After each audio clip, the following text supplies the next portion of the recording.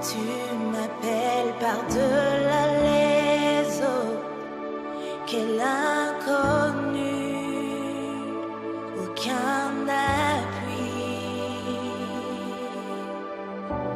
Tu te révèles tel un mystère. Prenons nos Bibles, nous allons lire la parole de Dieu, parce que c'est une notre autorité. Ma foi demeure. Et aujourd'hui, nous lisons dans le psaume 46, les deux premiers versets.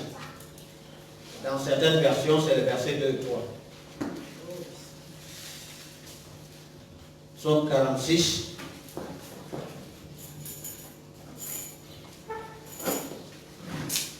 Un, deux, trois. Dieu est pour nous un refuge. Dieu est pour nous un refuge et un appui, un secours toujours présent dans la détresse. C'est pourquoi nous sommes sans crainte quand la terre est bouleversée, quand les montagnes sont ébranlées au cœur des mers. Amen. Alléluia. Le psalmiste déclare que Dieu est pour nous un refuge et un appui.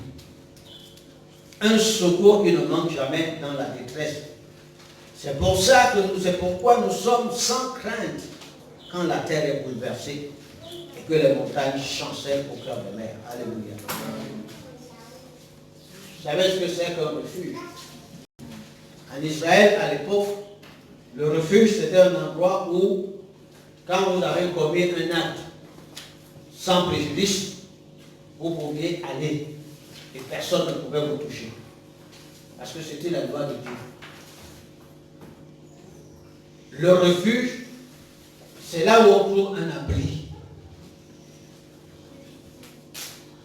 Et quand on dit qu'on a trouvé un abri, ça veut dire que les intempéries ne tombent pas sur nous. C'est ça un abri.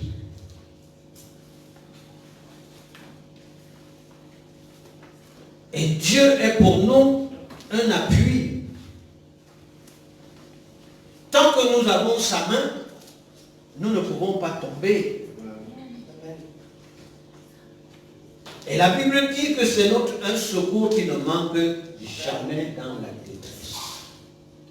Amen. Le monde entier est dans la détresse. Amen. Le Cameroun est dans la détresse. Et même parfois, j'ai l'impression que même l'Église de Dieu est dans la détresse. Mais la Bible nous dit que Dieu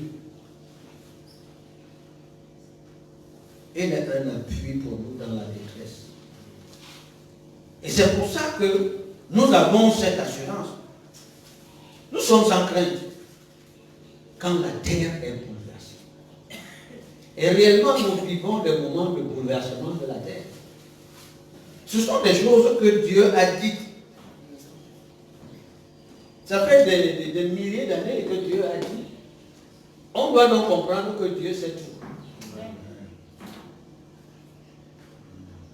Ce qui arrive maintenant, nous, ça nous surprend. Mais ça ne surprend pas Dieu. Alléluia. Dieu ne peut pas être surpris par les choses qui se passent. Le texte d'aujourd'hui nous donne une idée centrale qui est simple. Avec Dieu, ou bien en Dieu, nous avons une pleine assurance. Alléluia. Le monde est en face d'une pandémie. Avec l'invasion du Covid-19. Et c'est un ennemi. C'est un ennemi qu'il faut combattre. Et il faut le combattre de manière multiforme. Nous devons savoir qu'en temps difficile, l'Église doit rassurer. Et l'Église doit montrer le chemin.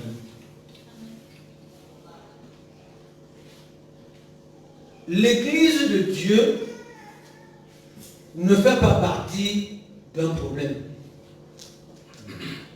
elle est toujours la solution. Les hommes créent des problèmes. L'église de Dieu ne fait pas partie du problème. Elle fait partie de la solution. Et elle est la solution parce que toute solution vient de Dieu et c'est Dieu qui a la solution à la situation à laquelle nous vivons actuellement. Alléluia. C'est pour ça, bien aimé, il faut savoir, enfant de Dieu, que l'ignorance est mortelle.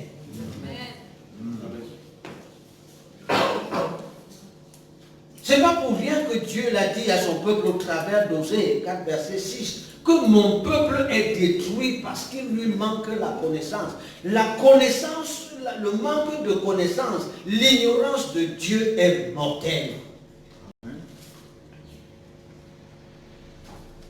À une autre échelle, l'ignorance de l'information est également mortelle. Parce que quand vous n'avez pas l'information réelle et quand vous utilisez des informations partielles ou erronées, vous ne pouvez que entrer dans la panique. Bien aimé dans le Seigneur nous interpelle à être sages. Parce que la sagesse divine est le lot des chrétiens. Et c'est ça que le chrétien doit utiliser en ces temps qui paraissent difficiles.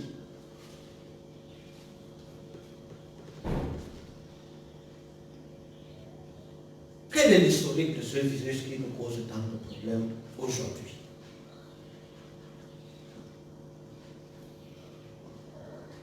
Le Covid-19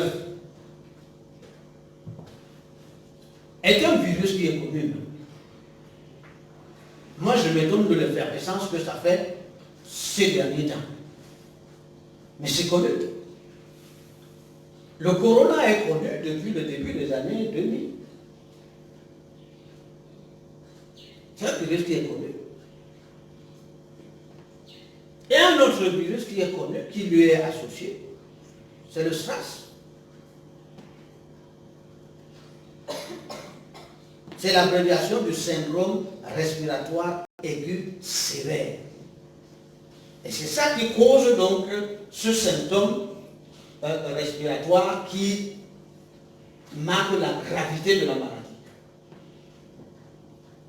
Mais en réalité, le problème vient de ce que est une combinaison de deux souches. La souche du corona et puis celle de SRAS. Et c'est ça qui fait donc que, en fait, la létalité de ce virus et la difficulté à le soigner.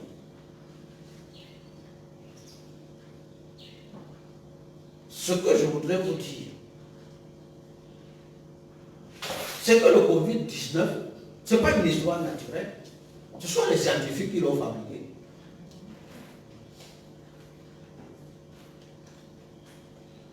Et qui n'arrivent plus à le gérer parce que l'homme peut créer un problème et il n'arrive plus à le gérer. Tout le monde nous dit on ne sait pas d'où il vient, on ne sait pas d'où il vient, on sait. Scientifiquement, on sait. On sait parfaitement que ce ne sont pas des souches naturelles. On sait parfaitement que c'est une combinaison et il n'y a que des scientifiques qui peuvent l'opérer. Donc il s'est passé un couac quelque part. Mais nous ne pouvons pas gérer le couac qui s'est passé. Il nous reste les conséquences à gérer. Et c'est en cela que, en tant que chrétien, il faut adopter des comportements responsables.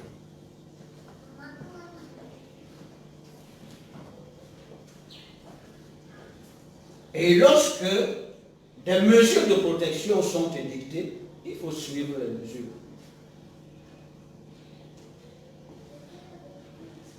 Au reste, je suis encore surpris parce que ce sont des mesures réellement que nous devons adopter toute notre vie, mais que nous découvrons par panique, parce que nous paniquons. Mais il est tout à fait naturel, même si on est rempli du Saint-Esprit, de se laver les mains. Et d'être propre. Parce que j'entends des chrétiens dire que bon, eux, vraiment, ils sont au-dessus de Covid-19, etc. Je voudrais vous rappeler que ce virus, on a su sa virulence à partir d'une église à Mulhouse, hein, où il y avait un rassemblement de chrétiens. Je ne veux pas penser que tous les gens qui étaient là-bas, c'est des chrétiens qui n'ont aucune foi. Mais certainement, là-dedans, il y a des gens qui ont eu des comportements à risque.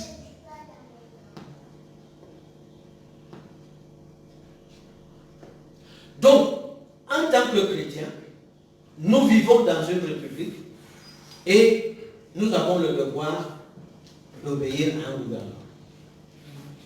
Et lorsque les mesures, surtout les mesures saines sont édictées, il faut les suivre. Ça, c'est notre part à faire.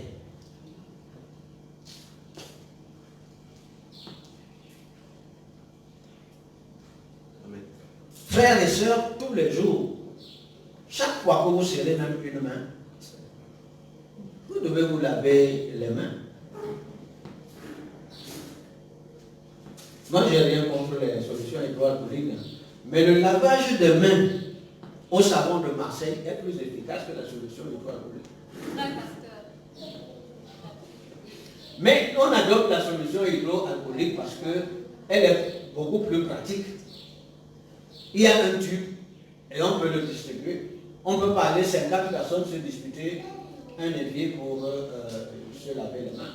Mais je veux vous dire que si vous-même vous n'avez pas les mains propres, la solution hydroalcoolique ne fera rien.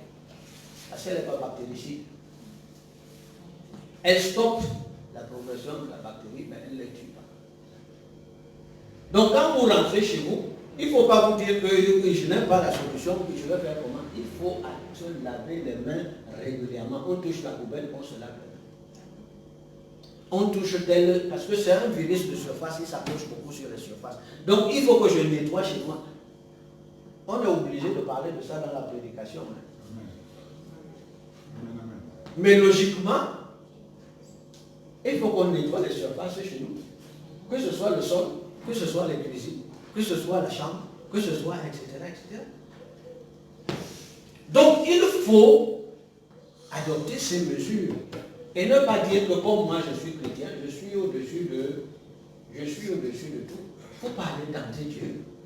On ne tente pas Dieu. Jésus est Dieu.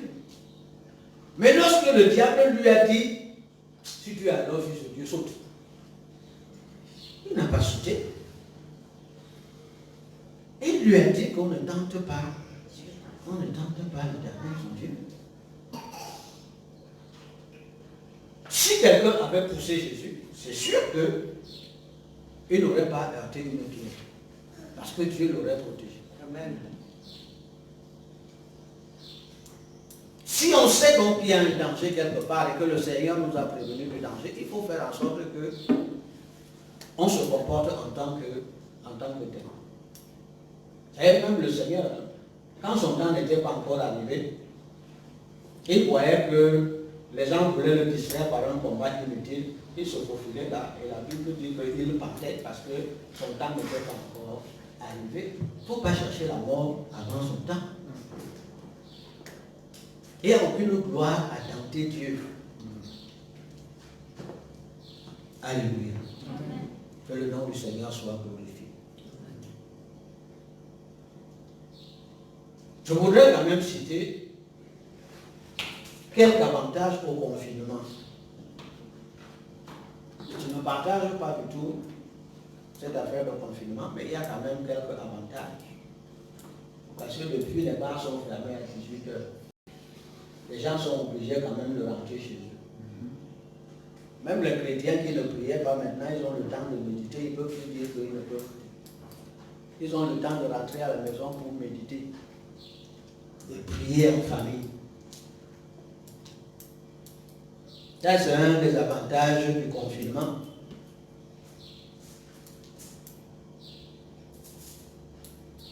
Donc les liens familiaux sont un peu plus resserrés. Parce que comme les chrétiens, il y en a certains qui ne rentrent pas chez eux pour manger avec toute la famille. Ils vont être obligés maintenant de rentrer et partager la vie familiale. Ça, c'est un aspect positif. Mais au-delà de tout cela, cette affaire de Covid-19 est un message de Dieu. Et il faut que le chrétien soit intelligent pour apprendre de Dieu.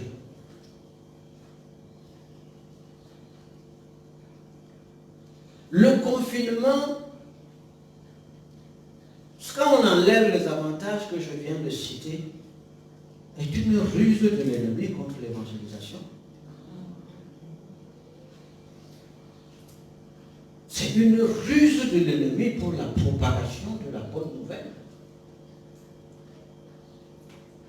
Et il convient de lui donner une réponse idoine. Et ne pas se contenter d'appliquer le confinement, oui. C'est une mesure édictée, d'accord, mais on la contourne comment? Quand je parle de contourner, ça ne veut pas dire qu'on va frauder par rapport à ça. Ça veut dire que le Seigneur nous demande de trouver une réponse par rapport à ça. Alléluia. Deuxièmement, le Seigneur illustre ici en réalité la faillite des systèmes religieux de ce temps-ci. Regardez ce qui se passe. Les méga-churches ont des problèmes. Comment ils vont faire? Nous-mêmes à Shalom, nous voilà ici. Comment on va faire? Le Seigneur nous invite à replonger les regards vers l'église primitive. Amen. Et se poser la question de savoir, mais comment est-ce que ces gens fonctionnaient? Parce qu'eux, ils fonctionnaient en temps de restriction.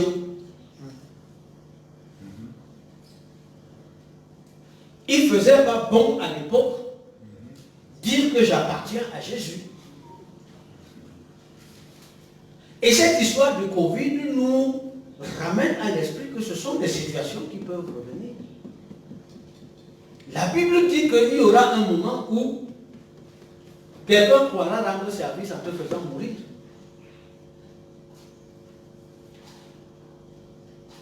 Ça veut dire que nous devons étudier le retour à des formes de l'église primitive.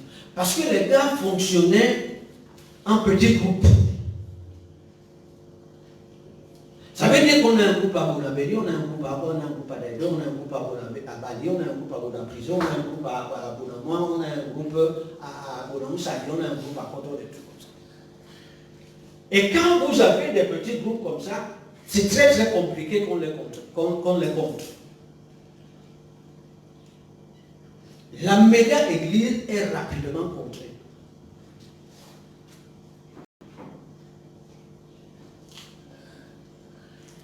Quand le christianisme a commencé en Chine, ils ont adopté le système de l'église primitive. Dès qu'ils atteignaient un certain nombre, ils se divisaient. Ils allaient former une autre cellule qui forme aussi une autre cellule. Et ils ont fonctionné comme ça pendant longtemps. Jusqu'au jour où la Chine s'est un peu plus libéralisée. Et on a dit que les chrétiens pouvaient tenir le culte. Brusquement, en Chine, on a vu des millions de chrétiens. Ils étaient où? Ils étaient en travail souterrain. Ils étaient en travail souterrain. Nous, bien-aimés, ça nous oblige à redevenir des chrétiens vrais. Ce n'est pas des chrétiens du temple. Amen. Parce qu'en réalité, il y a beaucoup de gens qui sont des chrétiens du temple. C'est ici qu'ils viennent prier le dimanche. C'est ici qu'ils viennent lire un passage biblique le dimanche. C'est ici qu'ils viennent tenter une méditation. Mais dans les temps de restriction, ça ne peut pas être comme ça. Parce qu'aujourd'hui, nous nous félicitons de ce qu'il y a quelques cas. Mais nous sommes des pays sans moyens. Si le Covid entre ici comme il est entré en Italie, nous, ce n'est pas 4 000, 7 000 morts qu'on va avoir. C'est beaucoup plus. Et on sera donc dans la situation de panique totale de l'église parce que ça va commencer à ramasser les gens dans l'église. Tous ceux qui ont des comportements à risque et qui vivent notoirement dans le péché. Je ne dis pas que ceux qui ont des comportements à risque sont ceux qui vivent dans le péché. Ce n'est pas dans la gamme, s'il vous plaît. Mais je veux dire que le péché va fragiliser notre rapport avec Dieu et enlever le parapluie. Qu'est-ce qu'on va donc devenir? Si je suis un chrétien temple, qu'est-ce que je vais devenir? Je dois être un chrétien qui dépend absolument de Jésus-Christ. Je ne dois pas être un chrétien qui dépend de mon chef de département. Parce que là, lui-même, il aura ses problèmes. Hein? Et il ne pourra donc pas courir pour me secourir. Je ne dois pas être un chrétien qui dépend du pasteur, mais un chrétien qui dépend de Jésus-Christ. C'est ça les chrétiens de l'église primitive. Ça veut dire que je suis capable de prendre ma Bible tout seul. Qui est quelqu'un qui n'est pas quelqu'un, je lis ma Bible. Qui est quelqu'un qui n'est pas quelqu'un, je loue le Seigneur. Qui est quelqu'un qui n'est pas quelqu'un, je médite la parole de Dieu. C'est ça un chrétien solide. Et c'est ce chrétien qui est capable donc, même en temps, et même surtout en temps de restriction, de multiplier. Amen. Parce que l'église n'est pas un terrain pour lui de multiplication, c'est un terrain de réchauffement et de communion fraternelle. Mais vous-même, vous êtes témoin que depuis que nous faisons la communion fraternelle ici, ce n'est pas ça qui a multiplié.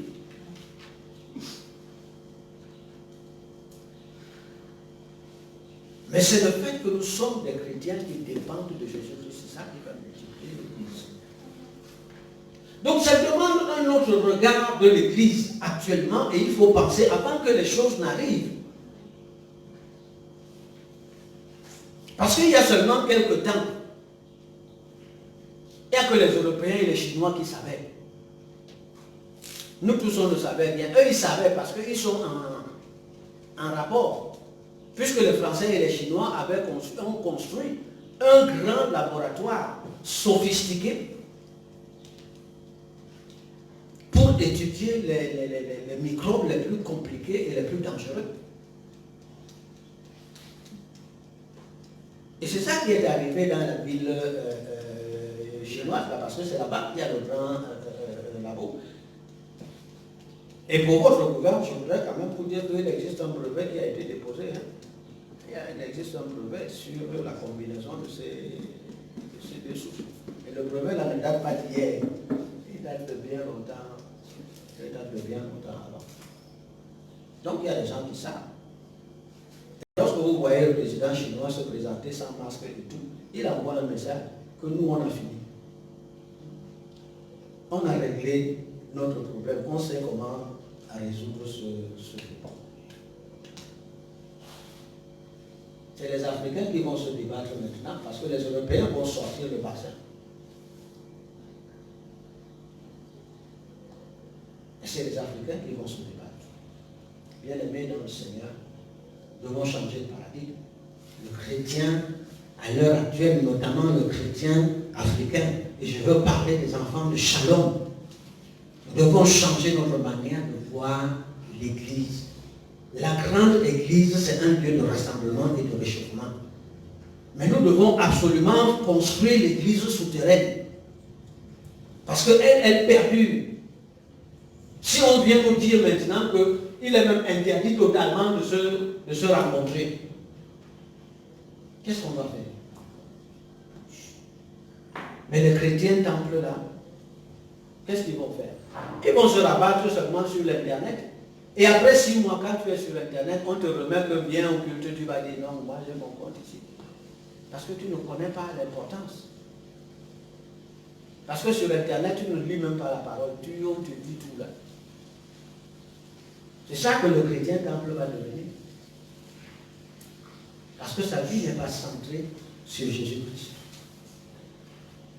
Mais ce que l'Église en ce moment peut faire, c'est que nous utilisions les moyens qui sont les nôtres en ce moment. Et ce que je vous dis, c'est ce que je vous dis de manière prémonitoire depuis un certain temps. Que nous devons être sur YouTube, nous devons être dans telle chose, nous devons être... C'est ça qu'il faut utiliser. Parce qu'il ne faut pas laisser que l'ennemi inonde la toile et que les enfants de Dieu écoutent seulement un seul son.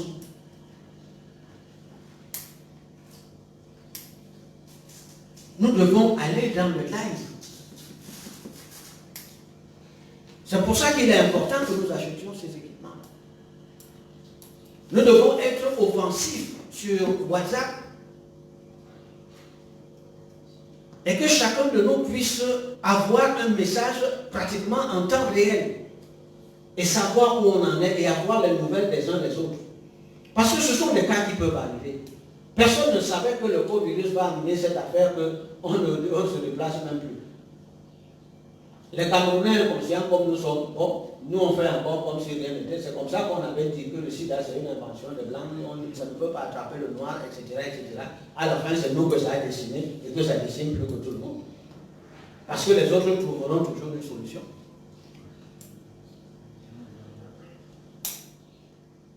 Alors il nous appartient d'utiliser tous les atouts technologiques qui sont à notre disposition et ne pas laisser le champ libre à l'ennemi. Sinon, vous ne reconnaîtrez plus les enfants de Dieu.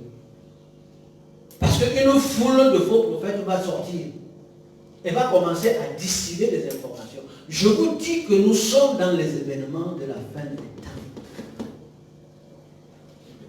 Le monde refuse l'eschatologie, mais le monde sera obligé d'accepter l'eschatologie.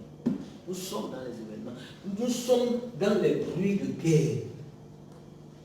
Vous entendrez parler de bruits de guerre et de guerre, de tremblements de terre. Nous y sommes.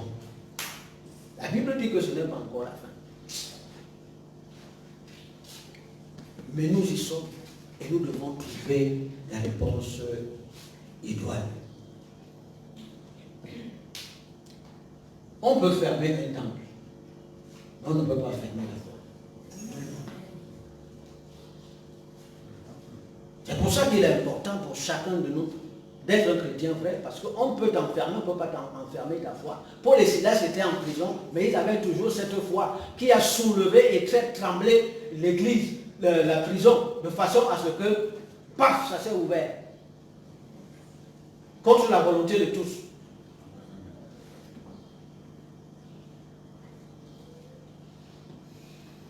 Bien-aimés dans le Seigneur,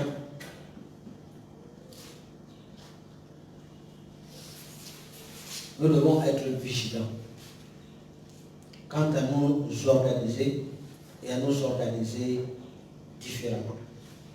Les enfants de Dieu doivent commencer à réfléchir que ce que dit la Bible est vrai. Il y aura un temps où on ne voudra même pas qu'on se réunisse. Il y aura un temps, enfants de Dieu, où les banques vont commencer à nous dire que bon, les cartes magnétiques là, ça ne marche plus. Il faut que tu aies une puce ici, tu montres ça au guichet, et c'est là que tu vas retirer l'argent. Alors à ce moment-là, les chrétiens vont se lever et commencer à dire que donc c'est le gouvernement mondial, mais c'est ça qui commence.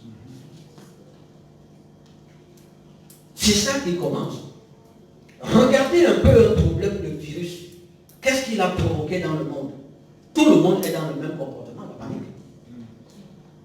On dit ne bougez plus, personne ne bouge. On va même nous dire un jour ne mangez plus telle chose, personne ne mange ça.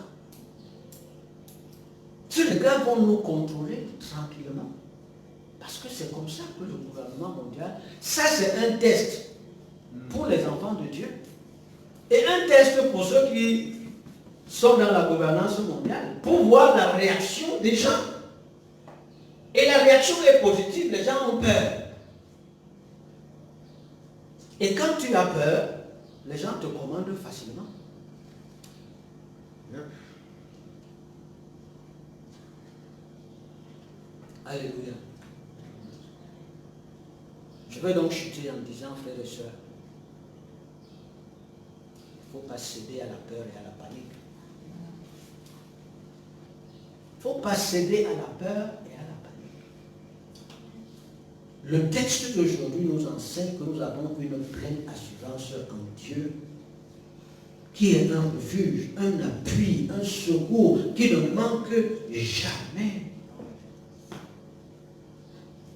Le psaume 91 nous rassure que nous ne serons pas dévastés par la peste. Cette histoire-là, c'est la peste moderne. Les ravages de la peste ne sont pas pour nous.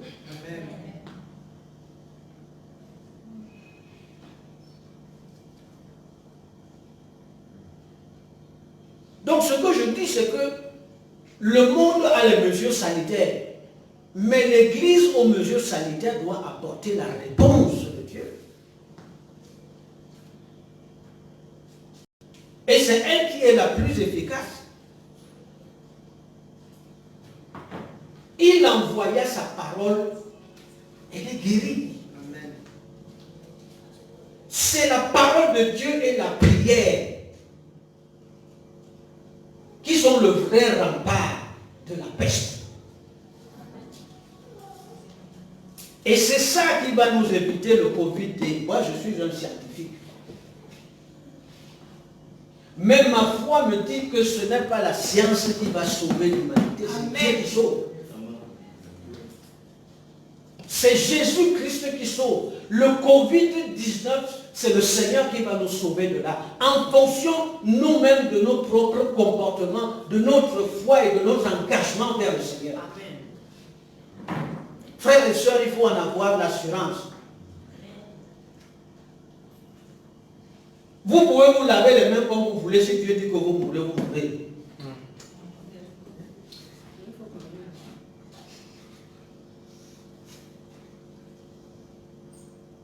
Oui.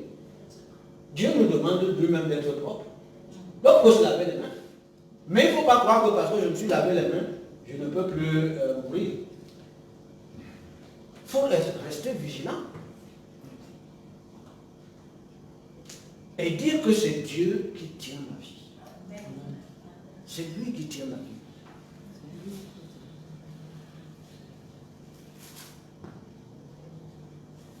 Que 1000 tombent à ma droite, 10 000 à mon côté. Je ne serai pas atteint. Vous croyez qu'on a un mérite spécial là depuis les gens attrapent le coronavirus, nous on n'attrape pas. On a fait un concours. On n'a pas fait un concours. Donc ne soyons pas comme des gens qui n'ont pas Dieu.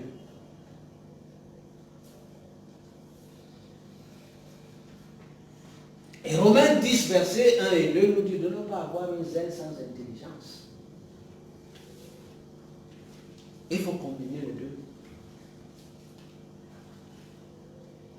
Voilà pourquoi, bien-aimés, nous devons avoir les pieds solidement sur le roc. Il n'est pas normal du tout que le païen a peur, le chrétien aussi a peur.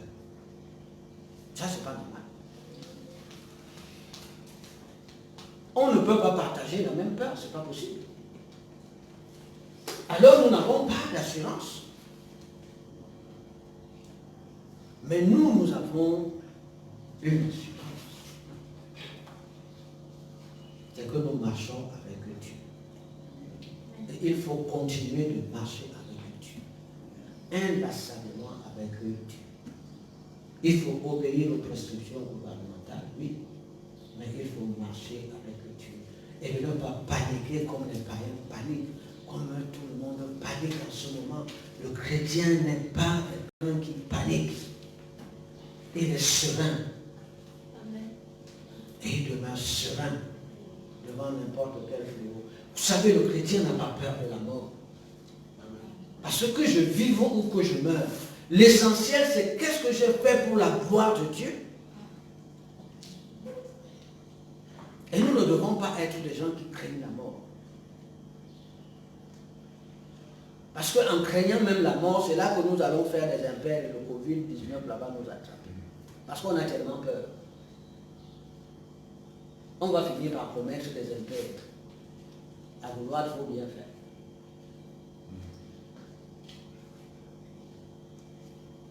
Bien-aimés dans le Seigneur, restons calmes et restons sereins. Il y a un Dieu, notre Dieu, le Père de notre Seigneur et Sauveur Jésus-Christ, qui a le regard sur nous et qui sait toutes choses et qui connaît chacun de nous. Remettons-lui notre part et notre protection.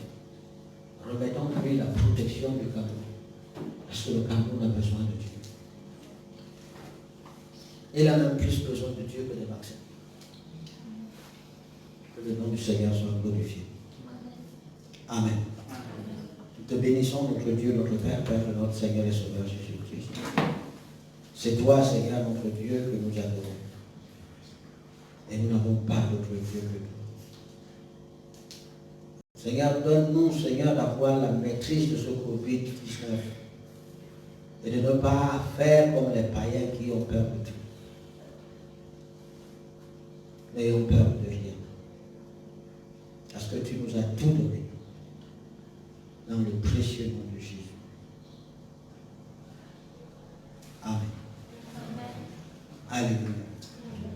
En marge de ça, je voudrais vous dire, même s'il manque de solutions hydroalcooliques, ne paniquez pas. Je suis complètement... Non, mais ça se vide partout là. Ils ont recommencé. Ça se vide partout. Je suis allé chercher ça à Bonabéry. Moi, je suis un pharmacien, je sais fabriquer ça. Et je m'étonne que nous, pharmaciens, on n'a même pas encore mis ça sur le marché. On leur a demandé ça au pays. Oui. Et ces gels-là ne sont même pas conformes, tous conformes aux exigences de l'OMS. Moi, j'ai la formule du gel conforme aux exigences de l'OMS. Donc, n'ayons pas peur. C'est des choses qui sont faciles à fabriquer. Hein. On nous mystifie dessus, mais c'est facile à fabriquer. Il suffit d'avoir le matériel. Il suffit d'avoir. Maintenant, mangez correctement. Mangez correctement. Mangez des aliments qui soutiennent aussi l'immunité. J'entends parler beaucoup de choses, mais là, ils soutiennent l'immunité. Le gingembre, le citron. Ce sont des choses qui soutiennent l'immunité. Mais n'allez pas dire que ce sont les médicaments qui guérissent le Covid. N'allez pas dire ça, que bon, qui est professeur, ce n'est pas ça que je dis. Mais il y a toujours quelque chose de complémentaire qu'il faut faire. Entre quelqu'un qui mange bien et quelqu'un qui mange mal, il y a une réponse différente par rapport à l'entraînement. Que le nom du Seigneur soit glorifié et que nous soyons bénis au nom de Jésus. Amen. Amen. Amen, amen. Nous allons donc libérer la salle pour le culte qui